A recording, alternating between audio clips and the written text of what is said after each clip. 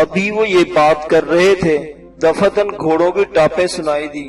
شاید وہی دستہ جو کچھ دیر پہلے مزار کے پاس سے گزرا تھا واپس آ رہا تھا۔ ان سب نے گھوڑے ایک ملازم کے سپرد کیے اور پیدل ہی درختوں میں آگے بڑھنے لگے۔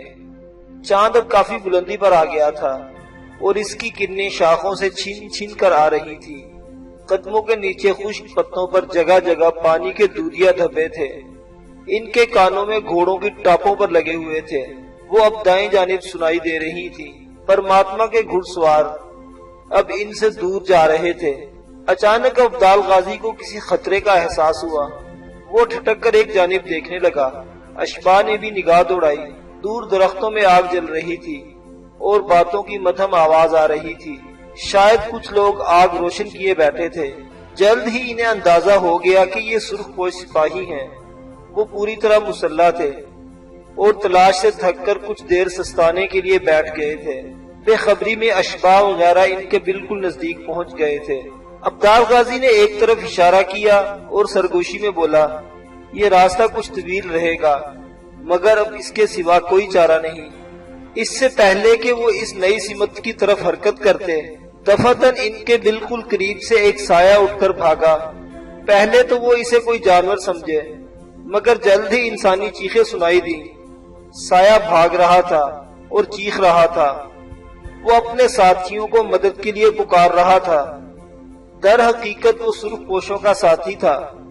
رفع حاجت کے لیے الاؤ سے اٹھ کر اس طرف آیا تھا۔ شومیہ قسمت اشباح وغیرہ وہاں رکے اور اس نے ان کی گفتگو سن لی۔ ساتھی کا شور و غل سنتے ہی الاؤ کے گرد بیٹھے افراد تلواریں سونت کر ان کی طرف لپکے۔ ان میں سے کچھ نے ہاتھ میں جلتی ہوئی لکڑیاں اٹھا رکھی تھی۔ دیکھتے ہی دیکھتے انہوں نے ابدال غازی سمیت سب کو گھیر لیا۔ وہ تعداد میں ان سے 3 گنا یعنی 15 کے قریب تھے۔ حلابہ کو دیکھتے ہی انہیں یقین ہو گیا کہ یہی قیدی آج صبح چھونی کے قید خانے سے فرار ہوئے ہیں۔ ان کے سالار نے کڑک کر کہا، بہتر ہے تم لوگ ہتھیار ڈال دو، بچنے کی کوئی صورت نہیں۔ اشباح نے ترکی بدرکی کہا، ہم تمہارے عقوبت خانے کی بھیڑ چڑھنے کی بجائے بہادری کی موت مرنا زیادہ پسند کرتے ہیں۔ سالار نے کہا، ہو سکتا ہے تمہاری سزا میں تخفیف ہو جائے۔ اشباح نے ہلکا سا کہکہا لگایا، کتے کا کام کاٹنا اور سانپ کا کام صرف ڈسنا ہوتا ہے۔ ہمیں کتوں اور سانپوں کا سر کچلنا سکھایا گیا ہے، ان کی باتیں سننا نہیں۔ اشباح کی دیدہ دلیری نے سرخ پوشوں کو شعلہ جوالا بنا دیا۔ لو پھر سنبھلو۔ ان کے سالار نے للکار کر کہا۔ یکا یک گھیرا تنگ ہو گیا اور سرخ پوشوں نے حملہ کر دیا۔ اشباح نے نعرہ لگا کر جوابی حملہ کیا۔ اویس، یحییٰ اور حلابہ نے بھی اس کی تقلید کی۔ ابدال غازی نے سرخ پوشوں کو دیکھتے ہی چہرہ پگڑی میں چھپا لیا تھا۔ وہ بھی اس لڑائی میں شامل ہو گیا۔ لڑائی کا شور بلند ہوا تو کہیں قریب سے 8-10 سرخ پوش اور پہنچ گئے۔ گھمسان کی لڑائی ہو رہی تھی۔ اشباح کی تلوار موت بن کر لپکی۔ یحییٰ اور اویس نے بھی دل کھول کر داد شجاعت دی، لیکن حلابہ کا تو انداز ہی کچھ اور تھا۔ اشباح نے زندگی میں پہلی بار اسے اتنی خود فراموشی اور بے جگری سے لڑتے دیکھا تھا۔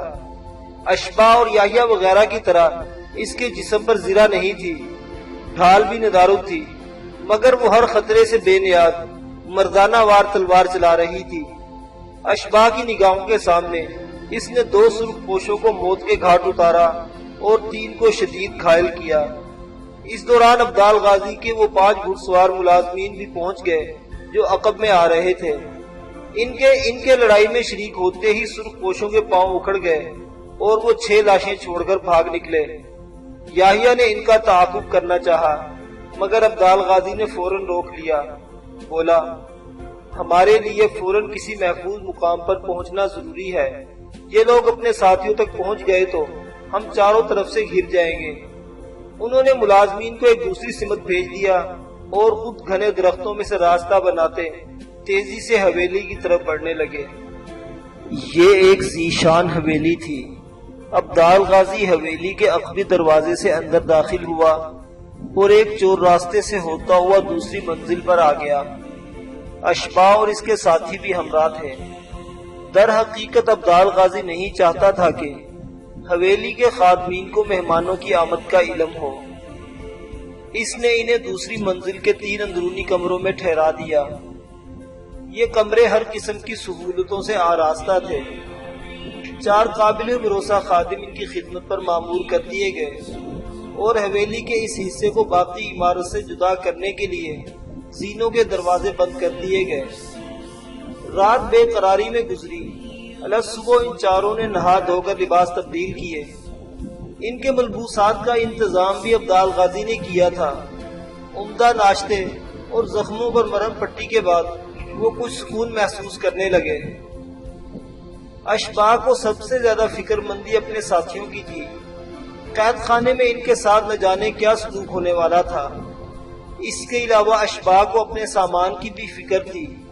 اگر اس سامان کی تلاشی لی جاتی تو وہ ساری اشیاء برآمد ہو جاتی جو عرب سے اپنے ساتھ لے کر آیا تھا، اور ان میں وہ 24 ڈبہ بھی شامل تھا جس کے بارے میں اس کے والد نے ہدایت کی تھی کہ اسے ایک خاص موقع پر کھولا جائے۔ اگر یہ پرماتما کے آدمیوں کو معلوم ہو جاتا کہ اشباح عثمان بن ثقیل کا بیٹا ہے تو حالات اور زیادہ خراب ہو سکتے تھے۔ اشباح دل ہی دل میں دعا کرنے لگا کہ چھاؤنی کے مال خانے میں اس کا مال سرخ پوشوں کی دست گر سے محفوظ رہے۔ یحییٰ کی آواز سن کر اشباح اپنے خیالوں سے چونک گیا۔ اس نے کہا، اشباح اب کیا خیال ہے؟ ہمیں اپنے دستے کو بچانے کے لیے کیا کرنا چاہیے؟ اشباح نے کہا، جناب انتظار کے سوا اور کیا کیا جا سکتا ہے؟ جیسا کہ ہمارے میزبان نے بتایا ہے، ہماری تلاش سرگرمی سے جاری ہے۔ اس وقت ہماری کوئی بھی کارروائی خطرناک ہو سکتی ہے۔ یحییٰ نے کہا، تلاش کی سرگرمی ماند پڑ گئی تو پھر کیا کریں گے؟ پھر کسی نہ کسی طرح واپسی کا سوچیں گے۔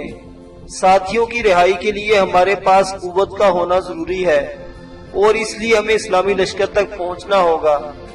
یحییٰ بولا، ہو سکتا ہے ہماری روپوشی سے پریشان ہو کر محترم محمد بن قاسم کوئی دستہ ہماری تلاش میں بھیج دیں۔ اشباح نے کہا، جناب ایسا بعید از امکان تو نہیں، مگر خاصا مشکل ہے۔ اگر ہمارے پاس راستے کا نقشہ نہ ہوتا تو ہم بھی اس علاقے میں داخل نہ ہو سکتے۔ یحییٰ نے ایک گہری سانس لی۔ اب تو شناری شاہین کی طرف سے کچھ امید ہے۔ اشباح نے سر ہلا کر یحییٰ کی تائید کی۔ یہ گفتگو ہو رہی تھی کہ اویس تیز قدموں سے اندر آیا۔ اس کی گول آنکھوں میں حیرت تھی اور چہرے پر خوف چھلک رہا تھا۔ کیا بات ہے؟ سردار یحییٰ نے پریشان ہو کر پوچھا۔ اویس نے تھوک نکلا، جناب میں نے ابھی ایک ناقابل یقین منظر دیکھا ہے۔ ایک زندہ عورت جو پتھر کی ہے بستر پر پڑی ہے۔ کیا کہہ رہے ہو؟ یحییٰ درستگی سے بولا، آئیے میرے ساتھ، میں آپ کو دکھاتا ہوں۔ اشباح اور یحییٰ اس کے ساتھ چل دیے۔ حلابہ بھی آہستگی سے پیچھے آئی۔ درمیانی کمرے سے گزر کر وہ ایک غلام گردش میں پہنچے۔ یہاں تاریکی تھی اور چھت سے قندیل لٹک رہی تھی۔ اویس نے ہوشیاری سے ہموار دیوار پر ہاتھ پھیرا، پھر لوہے کے ایک چھوٹے سے کڑے میں 2 انگلیاں ڈال کر پتھر کی ایک چکور سل نکال لی۔ دوسری طرف خلا میں روشنی نظر آ رہی تھی۔ اشباح اور یحییٰ نے ایک ساتھ آنکھیں لگائیں۔ منظر ایک آرام دہ اور نفیس خوابگاہ کا تھا۔ سونے چاندی کے منقش پایوں والی ایک خوبصورت مسہری پر ایک جسم پڑا تھا۔ یہ ایک عورت تھی۔ چہرہ بالکل سفید تھا۔ بغور دیکھنے پر معلوم ہوا کہ یہ عورت نہیں بلکہ پتھر یا چونے کی مورت ہے۔ اس کی آنکھوں میں سرما، ہونٹوں پر سرخی اور گلے میں زیور تھا۔ لباس بھی بیش قیمت تھا۔ سرہانے ایک منقش تپائی پر تازہ گلدستہ پڑا تھا۔ ایک خادمہ مؤدب بیٹھی اس بے جان پتلی کو پنکھا جھل رہی تھی۔ پتلی کے سینے تک سفید چادر کھینچی ہوئی تھی۔ شمع دانوں کی روشنی میں یہ منظر بڑا پراسرار لگ رہا تھا۔ اشباح، حلابہ اور یحییٰ نے باری باری اندر جھانکا، پھر دیوار کو برابر کر کے واپس آ گئے۔ اشباح نے سوچا شام کو ابدال غازی سے اس اسرار کے بارے میں پوچھے گا، مگر شام کو غازی آیا تو سخت پریشان لگ رہا تھا۔ اس نے کہا، بستی کے طول و عرض میں زبردست پکڑ دھکڑ ہو رہی ہے۔ پرماتما کے حکم پر رائے منوہر چند نے آپ چاروں کو ہر قیمت پر گرفتار کرنے کا حکم دیا ہے۔ آپ پر جو الزامات لگائے ہیں ان میں چھونی کی قید میں جلاد کی ہلاکت، ایک مہان پروہت کا سرے بازار قتل اور سرخ پوشوں کی مسلح مزاحمت شامل ہے۔ ان میں سے ہر جرم پر کم از کم سزا اذیت ناک موت ہے۔ خدا آپ کو پرماتما کے شر سے محفوظ رکھے۔ میں نہیں چاہتا کہ آپ اپنے کمروں سے قدم بھی باہر نکالیں۔ میں نے آج کچھ خادموں کو فارغ کر دیا ہے تاکہ راز کے افشا ہونے کا امکان کم سے کم ہو۔ اس وقت بستی کے سردار منوہر چند نے کچھ لوگوں کو مشورے کے لیے بلایا ہے، ان میں میرا مان بھی شامل ہے۔ در حقیقت یہ مشورہ نہیں بلکہ مشکوک لوگوں سے پوچھ گچھ کا بہانہ ہے۔ اللہ کرے آزمائش کی اس گھڑی میں ہم عافیت سے گزر جائیں۔ پھر ابدال غازی انہیں کچھ ہدایت دے کر تیز قدموں سے واپس چلا گیا۔ عشاء کا وقت ہو چکا تھا۔ اشباح نے کمرے میں رکھی ہوئی رام کرشن کی مورتیاں ایک طرف ہٹائیں اور یحییٰ کی امامت میں باجماعت نماز ادا کی۔ انہیں کچھ سمجھ نہیں آ رہی تھی۔ ابدال غازی مسلمان تھا اور اپنا مذہب بھی چھپاتا تھا، پھر اس کے گھر میں جا بجا دیوی دیوتاؤں کی مورتیاں اور تصویریں کیوں نظر آ رہی تھی؟ نماز کی ادائیگی کے بعد وہ دو تین راتوں کے تھکے ماندے سونے کے لیے لیٹ گئے۔ نیند ابھی بھی اشباح کی آنکھوں سے کوسوں دور تھی۔ اس کا ذہن مستقبل کے اندیکھے روز و شب میں بھٹک رہا تھا۔ حالات نے اچانک انہیں کہاں سے کہاں لا پھینکا تھا۔ پھر اس کا دھیان آشا کی طرف چلا گیا۔ وہ نئی نویلی دلہن کیا سوچ رہی ہوگی؟ اشباح کی گمشدگی اس کے لیے نہایت صبر آزما ہوگی۔ ہو سکتا ہے اچانک جدائی نے اسے بے حال کر رکھا ہو۔ اشباح کو بے اختیار اس پر ترس آنے لگا۔ اچانک اسے اویس کی آواز سنائی دی۔ وہ کمرے کی کھڑکی سے جھانک کر سرگوشی کر رہا تھا۔ اشباح، دروازہ کھولو۔ اشباح نے اٹھ کر دروازہ کھولا۔ اویس نے کہا، آؤ تمہیں کچھ دکھاؤں۔ اشباح نے کہا، لگتا ہے تم نے پھر سوراخ سے تانک جھانک کی ہے۔ اویس نے اقرار میں سر ہلایا۔ اشباح بولا، تم اچھے مہمان ثابت نہیں ہوئے۔ اویس بولا، لیکن اچھا سراغ ضرور ثابت ہوا ہوں۔ اشباح اس کے ساتھ چل دیا۔ وہ غلام گردش میں پہنچے تو چیخو پکار کی مدھم آوازیں سنائی دی۔ شاید انہی آوازوں نے اویس کو دوبارہ پتھریلی سیل ہٹانے پر مجبور کیا تھا۔ وہ متحرک سیل کے پاس پہنچے اور اویس نے اسے بے آواز کھینچ لیا۔ چیخو پکار کی صدا ایک دم تیز ہو گئی۔ اشباح نے خلا میں جھانکا اور ایک حیرت ناک منظر دیکھا۔ ایک انتہائی خوبصورت نوجوان جس نے قیمتی لباس پہن رکھا تھا زمین پر لوٹ رہا تھا اور تڑپ رہا تھا۔ کبھی کبھی وہ وحشت کی فراوانی میں مسحری کے پایوں سے سر ٹکرانے لگتا۔ کچھ دیر رونے اور تڑپنے کے بعد وہ اچانک پرسکون ہو گیا۔ اس نے تپائی سے ایک مشروب اٹھا کر پیا، اپنے آنسو پوچھے، لباس درست کیا اور مسحری پر دراز نازنین پتلی کا سفید ہاتھ تھام کر بیٹھ گیا۔ مجھے معاف کرنا چندا، میں اپنے بس میں نہیں رہتا، دل پھٹنے لگتا ہے، تو میری مجبوری سمجھتی ہے نا؟ اشباح اور اویس نے حیرانی سے دیکھا کہ خوبرو نوجوان مسلسل پتلی سے محو گفتگو ہے۔ کبھی خود ہی مسکرانے لگتا، کبھی دل گرفتہ ہو جاتا، کبھی کوئی لطیف بات کہتا، کبھی کوئی شعر پڑھتا۔ پھر وہ اٹھا، گیلے کپڑے سے احتیاط سے پتلی کا منہ صاف کیا، اس کے پاؤں صاف کیے اور اسے پھل کھلانے لگا۔ پھل کا ٹکڑا اس کے ہونٹوں سے چھواتا اور دوبارہ تھالی میں رکھ دیتا۔ کچھ دیر بعد اس نے سفید چادر پتلی کے سر تک کھینچی اور شمعدان بجھا کر باہر نکل گیا۔ اگلے روز ابدال غازی آیا تو اشباح نے سب سے پہلے اس نوجوان کی بابت پوچھا۔ اس نے کہا، محترم میزبان، کل رات ہمیں غلام گردش کی جانب سے آہو بکا کی آوازیں آتے رہی، دل سخت پریشان ہوا۔ ابدال غازی کے لیے یہ اشارہ کافی ثابت ہوا۔ اس نے اپنے سرخ و سفید چہرے کو ہاتھ سے رگڑا اور ایک سرد آہ کھینچ کر بولا، بیٹا اشباح، وہ ایک بدنصیب نوجوان کی آہوزاری تھی۔ وہ میرا سگا بھتیجا ہے، اس پر بے حد ظلم ہوا ہے۔ اشباس والیہ نظروں سے عبدال غازی کا چہرہ دیکھنے لگا۔ عبدال غازی کی آنکھوں میں ایک نفرت انگیز تاثر ابھرا اور وہ بات کو آگے بڑھاتے ہوئے بولا، یہ سب پرماتما کے جور و ستم کا شاخسانہ ہے۔ اس نے صرف ایک میرے بھتیجے کی زندگی برباد نہیں کی، سینکڑوں لوگ اس ریاست میں اس کے قہر کا شکار ہوئے ہیں اور ہوتے رہے ہیں۔ میرا یہ بھتیجا جو آج دیوانوں کی طرح جی رہا ہے، ریاست کا سب سے خوبرو اور عقل مند نوجوان تھا۔ لوگ اس کی دولت اور خوشحالی پر رشک کرتے تھے، مگر پھر اس کی زندگی پر پرماتما کا منحوس سایہ پڑا۔ میرا بھتیجا جس کا نام مانک وجے ہے، ایک مسلمان لڑکی سے محبت کرتا تھا۔ وہ لڑکی بھی اسے چاہتی تھی، چاند اور سورج کی جوڑی تھی، مگر ایک روز اس جوڑی کا چاند گرہن کی زد میں آ گیا۔ قدیم رسم کے مطابق ہر سال دیوالی کے مہینے میں پرماتما کے ہرکارے بستیوں میں نکلتے ہیں اور خوبصورت دوشیزاؤں کو پرماتما کی سیوا کے لیے چنتے ہیں۔ ان لڑکیوں کو بناؤ سنگھار کر کے سرخ ڈولیوں میں بٹھا کر پرماتما کے پراسرار محل میں پہنچایا جاتا ہے۔ ان لڑکیوں میں سے 12 موزوں ترین لڑکیوں کا انتخاب کر کے باقی کو واپس بھیج دیا جاتا ہے۔ لڑکیوں کی ڈولیاں واپس آتی ہیں تو ان میں سے کچھ کے اندر چونے اور پتھر کی مورتیاں ہوتی ہیں۔ یہ وہی لڑکیاں ہوتی ہیں جنہیں محل میں رکھ لیا جاتا ہے۔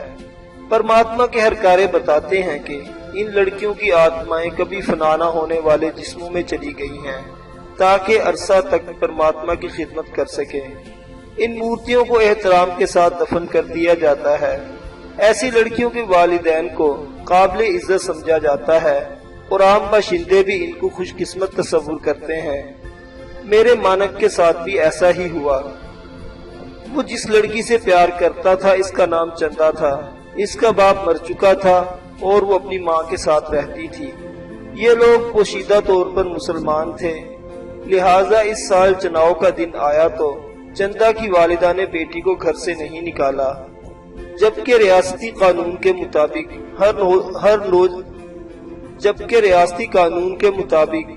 ہر جوان ہونے والی لڑکی کو چناؤ کے روز اپنے گھر سے باہر کھڑا ہونا پڑتا ہے۔ ویسے تو بعض بااثر ہندو بھی اس ریاستی قانون کی خلاف ورزی کرتے ہیں، لیکن یہ معاملہ مسلمان کا تھا، لہٰذا اسے اچھالا گیا۔ کسی نے شکایت کر دی۔ اگلے روز پرماتما کے آدمی آئے اور ماں بیٹی کو زبردستی ساتھ لے گئے۔ مانو کو معلوم ہوا تو صدمے سے بے حال ہو گیا۔ اس نے ایک عرض داشت لکھ کر بستی کے سردار تک پہنچائی۔ بستی کے سردار منوہر چند نے، جو مانک کا واقف کار بھی تھا، جواب دیا، لڑکی اب چونکہ محل میں پہنچ چکی ہے اس لیے اب کچھ نہیں ہو سکتا، صرف پرارتھنا کی جا سکتی ہے کہ وہ پرماتما کی نظر میں جگہ نہ پا سکے۔ کئی اعلیٰ سرداروں سے بھی مانک کے مراسم تھے، لیکن کوئی کچھ بھی نہ کر سکا اور وہی ہوا جس کا خطرہ تھا۔ دیوالی سے 2 روز پہلے محل سے ڈولیاں واپس آئیں تو چندا کی جگہ اس میں بے جان مورتی تھی۔ مانک غش کھا کر گر پڑا۔ کئی روز اس پر غشی کے دورے پڑتے رہے۔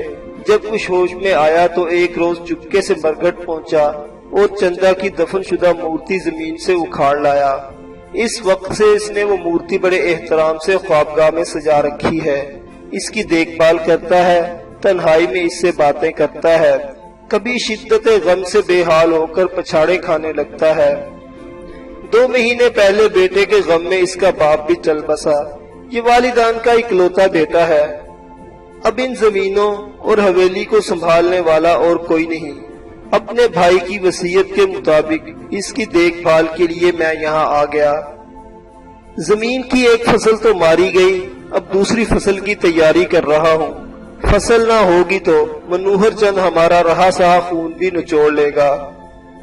اشباہ حیرت سے یہ کہانی سن رہا تھا۔ عبدال غازی اپنی بات ختم کر چکا تو اشباہ نے کہا، محترم، ایک بات سمجھ میں نہیں آتی، آپ مسلمان ہیں اور آپ کا بھتیجا ہندو۔ عبدال غازی نے جواب دیا، یہ صورتحال اس ریاست میں کئی جگہ موجود ہے۔ میں اپنے خاندان میں واحد مسلمان ہوں اور یہ سعادت مجھے 18 سال پہلے حاصل ہوئی تھی۔ اس وقت قریباً گوشہ نشینی کی زندگی گزار رہا تھا، مگر اب مرحوم بھائی کی اولاد کی خاطر پھر سرگرم زندگی گزارنے پر مجبور ہوں۔ ابدال غازی کے جانے کے بعد اشباح نے ساتھیوں کو مختصراً اس گفتگو سے آگاہ کیا۔ حلابہ، یحییٰ اور اویس کی آنکھوں میں بھی نوجوان کے لیے ہمدردی کے جذبات نظر آنے لگے۔ اگلے روز دوپہر کے وقت نوجوان مانک سے ان کی ملاقات ہو گئی۔ وہ سب خاموشی سے بیٹھے ابدال غازی کا انتظار کر رہے تھے۔ اویس خلا میں نظریں جمائے کوئی گمشدہ مصرع ڈھونڈ رہا تھا۔ حلابہ حسب معمول اپنی سندھی خادمہ سے مقامی زبان بولنے کی کوشش کر رہی تھی۔ یحییٰ بن سفیان کھڑکی کے باہر جھانک رہا تھا۔ شاید اس کا خیال تھا کہ ابھی کہیں سے سنہری شاہین آئے گا اور انہیں اس مشکل صورتحال سے بچا لے گا۔ دفعتاً مانک دھیمے قدموں سے چلتا اندر آ گیا۔ اس وقت وہ ایک ہوش مند اور سلجھا ہوا شخص نظر آ رہا تھا۔ آنکھوں میں ذہانت کی چمک اور ہونٹوں پر دل آویز مسکراہٹ تھی۔ اس نے مخصوص انداز میں ہاتھ جوڑ کر چاروں کو نمستے کیا اور بولا، چچا جان ایک ضروری کام کی وجہ سے آج نہیں آ سکیں گے۔ انہوں نے کہا ہے کہ کوئی ضرورت ہو تو بے تکلفی سے بتا دیں۔ مانک ان کے پاس بیٹھ کر باتیں کرنے لگا۔ جب باتوں میں پرماتما کا ذکر آیا تو اس کی آنکھوں میں نفرت بھڑک اٹھی، چہرہ جذبات سے سرخ ہو گیا۔ تلخ لہجے میں بولا، کاش ہم لوگ متحد ہو سکتے۔ ہماری سب سے بڑی کمزوری یہ ہے کہ ہم بکھرے ہوئے ہیں، اور پرماتما کی سب سے بڑی طاقت یہ ہے کہ وہ منظم ہے۔ اگر ہم اپنی کمزوری پر قابو پا لیں تو ایک دن پرماتما اور اس کے حواریوں کے چیتڑے اٹھ سکتے ہیں۔ اشباح نے کہا، مانک میرا خیال ہے کہ اس معاملے میں جوش سے زیادہ ہوش اور رازداری کی ضرورت ہے۔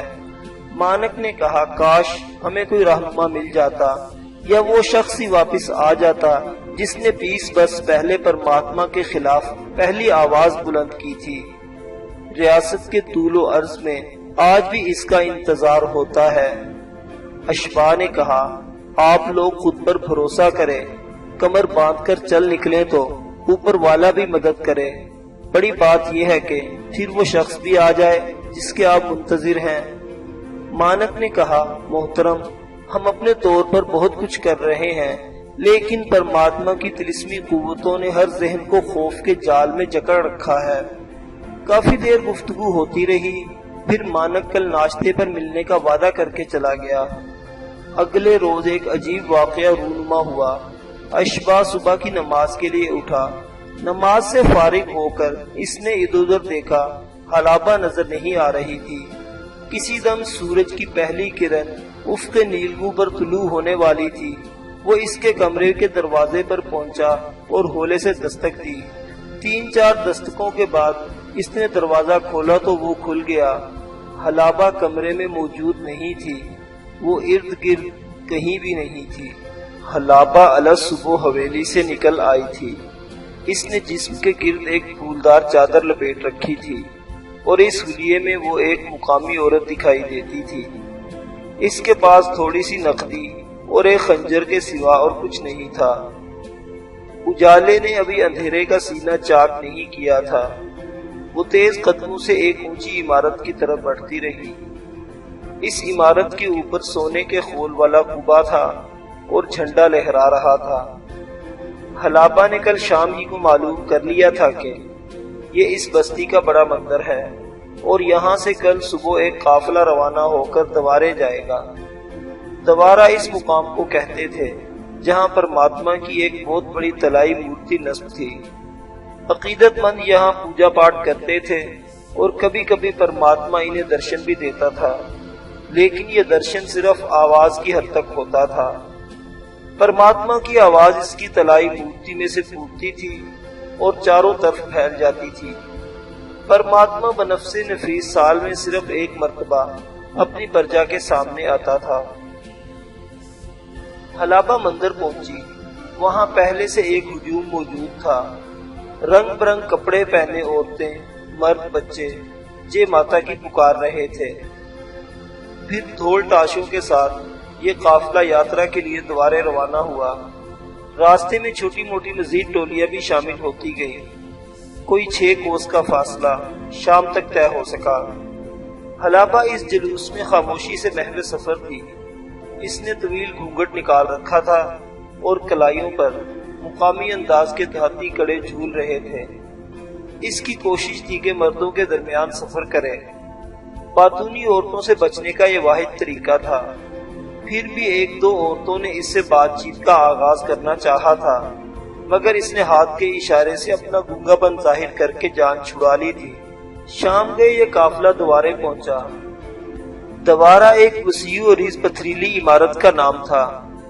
سنگ مرمر کے شفاف فرش، محرابیں اور طلائی قندیلیں، اس کے علاوہ ملمہ کاری سے مزین بے شمار ستون تھے، جن کے ساتھ دور دراز کے یاتریوں نے اپنا سامان لٹکا رکھا تھا۔ پرماتما کی مورتی ایک شفاف چبوترے کے اوپر تھی۔ چبوترے کے چاروں جانب سیڑھیاں تھیں اور لوگ یہاں سجدہ ریز ہوتے تھے۔ ایک بہت بڑی قندیل مورتی کے عین سر پر جگمگا رہی تھی۔ یہ مورتی زمین سے کوئی 10 گز بلند تھی۔ پرماتما نے آشیرواد کے انداز میں اپنا ہاتھ اٹھا رکھا تھا۔ اس کا چہرہ ایک باریک نقاب میں چھپا ہوا تھا۔ بت تراش نے یہ طلائی نقاب بڑی مہارت سے بنایا تھا۔ تمام شب پوجا پاٹ کا سلسلہ جاری رہا۔ دوسری روز بھی اس کام میں مصروفیت میں کوئی فرق نہیں آیا۔ حلابہ سیدھی سادی عورت کی تلاش میں تھی۔ آخر مطلوبہ ہستی نظر آ گئی۔ یہ ایک نوعمر لڑکی تھی جو تنہا ستون سے ٹیک لگائے بیٹھی تھی۔ حلابہ آہستگی سے اس کے پاس جا بیٹھی۔ حلابہ مقامی زبان سے بالکل ناواقف نہیں تھی۔ حضر موت میں وہ اکثر اشباح اور اس کی والدہ کو اس زبان میں گفتگو کرتے سنتی تھی، پھر کبھی کبھی خود بھی بولنے کی کوشش کرتی۔ اس سفر میں بھی اس نے مقامی زبان سیکھنے کی کوشش جاری رکھی تھی۔ اب وہ کسی حد تک سمجھنے اور بولنے لگی تھی۔ اس نے مقامی لڑکی سے گفتگو کا آغاز کیا۔ اس سے بات چیت سے اسے معلوم ہوا کہ پرماتما کا محل یہاں سے چند کوس کے فاصلے پر ہے۔ دوارے کے عقب میں ایک پل ہے جو اس نہر نما مصنوعی جھیل پر سے گزرتا ہے، جس نے گھنے جنگل کے ایک بڑے حصے کو گھیر رکھا ہے۔ اس گھنے جنگل کے بیچوں بیچ ایک انتہائی تاریک مقام پر بہت بڑی سفید عمارت پر پرماتما کا مسکن ہے۔ آج تک کسی نے اس عمارت کو نہیں دیکھا۔ جھیل کے اس پار بھی صرف سرخ پوش ہی جا سکتے ہیں، لیکن ایک حد تک جا کر انہیں بھی قدم روکنا پڑتے ہیں۔